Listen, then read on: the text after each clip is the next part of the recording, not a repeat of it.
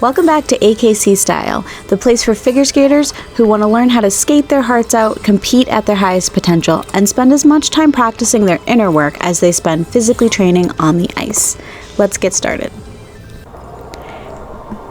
Today's video will be a little bit different than my typical come skate with me videos because I'm talking all about my Axel today, and I'm really excited to share with you some of the ins and outs of me landing this for the first time in a very long time. You're going to see how many attempts that I do, you're going to see my whole process and everything. But before we get into all that, I wanted to share a little clip from my podcast with you that I think you'll find interesting if you're here to watch my Axel journey, or you've been watching me or paying attention to my Axel journey on social. So I'm inserting a little clip from my podcast episode here, which you'll hear next, about my Axel. Why am I making this such a big deal? Like, why is landing my Axel become like such a big topic in my mind? And why has it been something that is still scary to me after all these years? And I'm like, I need to just try it. And then I recorded the last episode. If you listen to episode 3 about resilience, I talked a little bit about my Axel journey in that episode. So you can go back and listen to that to just kind of hear like my thought process and how I started to even get on this train of thought about my Axel. But I started to think, like, why is it such a big deal? Why is this element like something that's is forever on my mind and is so scary for me to even think about trying again, when I'm not afraid to try my double loop. I'm not afraid to try my double toe. I'm not afraid to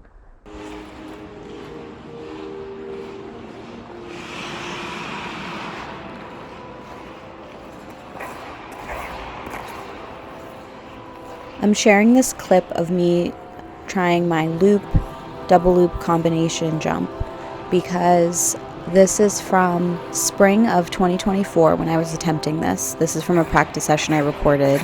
And if you, I'll link it up here actually, but if you've been subscribed for a while, you saw me post a video about my double loop journey. So this is part of that video. If you want to see the whole thing though, I'll link it up above. But I'm sharing this with you because this was more than 6 months ago, and I was afraid here to try my Axel. But I wasn't, ironically, afraid to try my double loop, which is technically a harder jump. But because of the Axel mindset struggles that I've had for most of my life, my Axel just seemed like this big looming thing. It was really scary to me. Did a warm-up that was probably 30 minutes of a warm-up, which is way longer than I normally do. But like sometimes for me, when I go to public skating, a warm-up looks like 10 minutes. So I do like a quick 10-minute warm-up just to feel the ice, to feel my edges, to get into my knee bend. And then maybe I start working on like a made-up sequence of moves that are all like edges and turns. I love doing rockers. So I'll do like a bunch of rockers, inside, outside, forward, backwards, mixed with like power pulls and crossovers. So on this day that I landed my Axel, I did a bunch of turns and edges to warm up, and then what you don't see off camera is me also working on some spins. So my body was really warmed up at this point, and if you listen to the podcast episode that I talked about landing my Axel, I went more into depth on what my warm-up routine looked like that day. So you can go back and listen to that if you want to know all about each of the steps that I took before you see me here attempting my warm-up for my Axel jump. One of the things I always stress with every skater that I work with, and even I have to remind myself of this sometimes when I'm going skating just for me, how important a warm-up routine really is. It is so important to make sure that your body feels ready for the jumps and spins and programs that you're about to execute on the ice. Even if you're on the ice for a 25-minute or 30-minute session, 40-minute session, 50-minute session, it doesn't matter. You still should have some sort of warm-up routine instead of just getting on the ice and starting to jump or going right into your program if you can help it. It's so important. So here you can see that I did a couple of Waltz jump back spins. I'm now doing a few 1 foot axels because I guess I thought that would be a little easier than doing just my axel for some reason.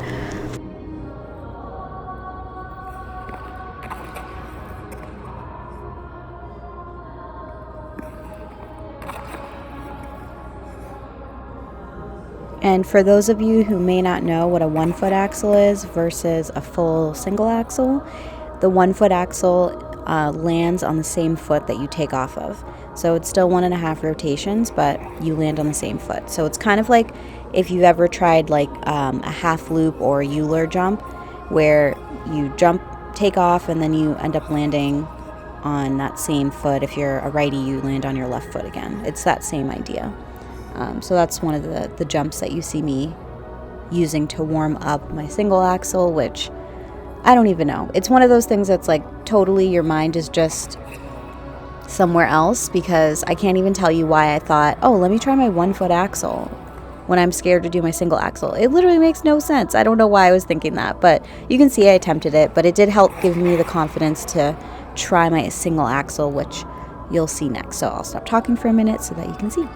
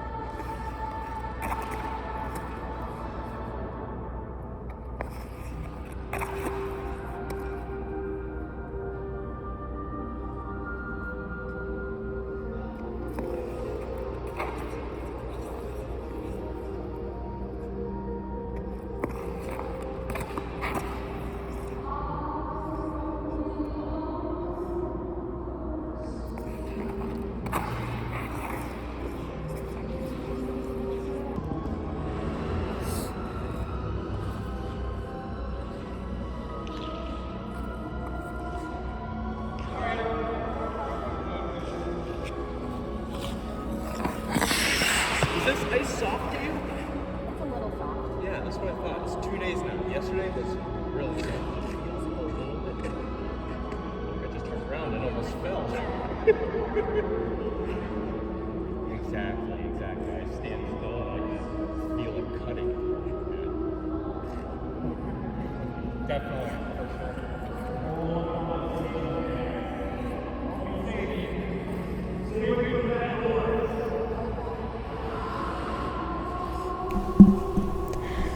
So now here's the clip from the beginning that you saw part of it, where I'm going to finally get to my axle, my single axle.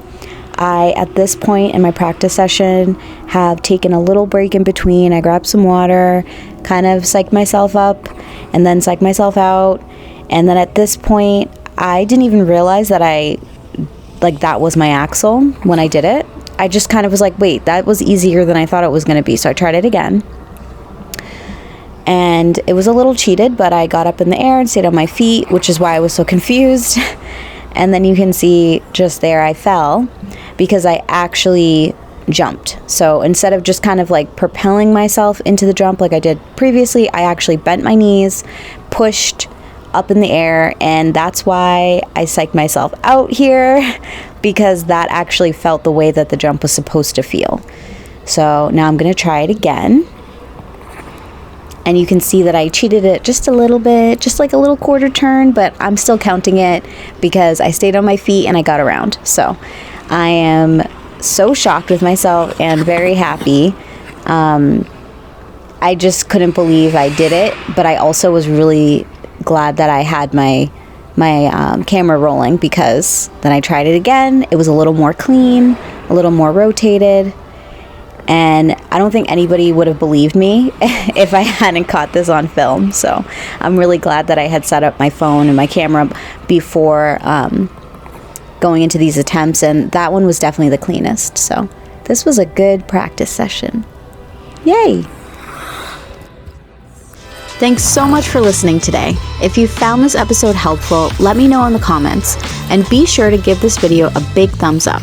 This helps other figure skaters discover my channel and also helps me decide what topics I should share with you next. Have fun out there, and I'll see you at the rink.